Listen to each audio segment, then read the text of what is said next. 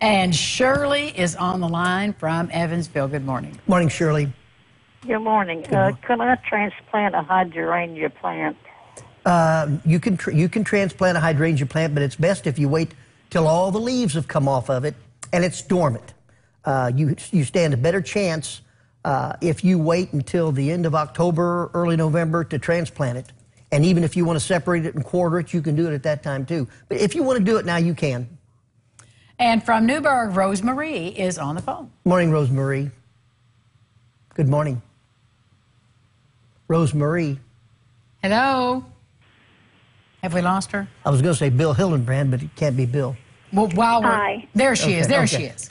Hello. I'd like to know what happened to my lilac bush. My daughter bought me a lilac bush for Mother's Day. Uh-huh. And what happened? Thank you. You took the words out. It did good for a while. Now it's dying. It's all brown. Normally, I don't know what happened. Okay, 90% of the time, a new plant brought into an environment like you've got, be it you planted it in the ground or it's still in a pot, 90% of the time, hear me out, people, it's overwatering. And especially if you have brown tips on the leaves, it generally is too much water. So back off just once a week and see if it doesn't start working itself out.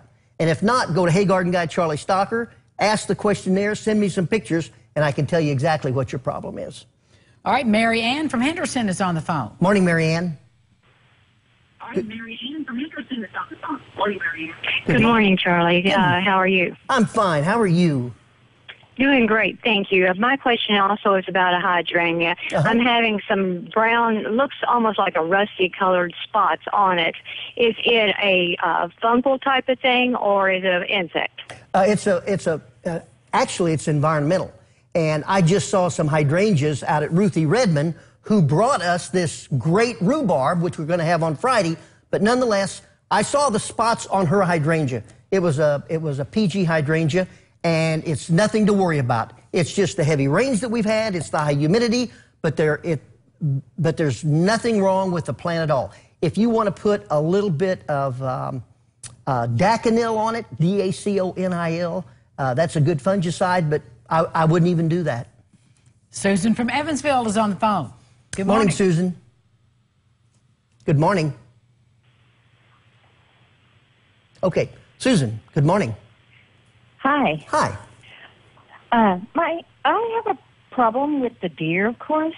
My green beans and tomatoes, and I've been using Irish Spring soap shavings and all around the perimeter.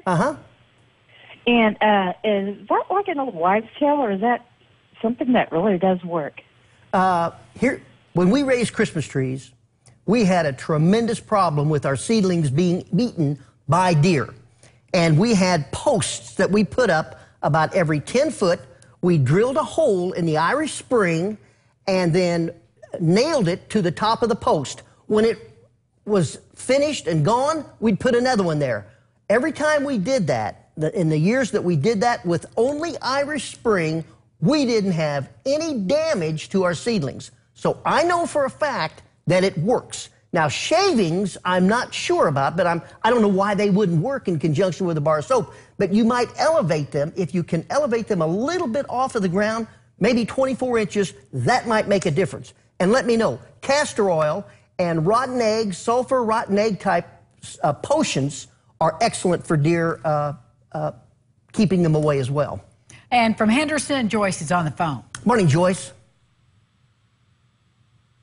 Morning, Joyce. There she is. Hi. I have a blueberry bush. Bayberry? That's a patio.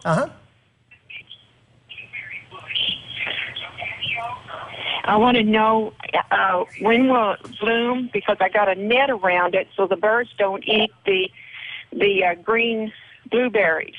Blueberries. The blueberry. I thought you said bayberries. Blueberries. If after it flowers, put the netting over it, because it's setting its fruit at that time.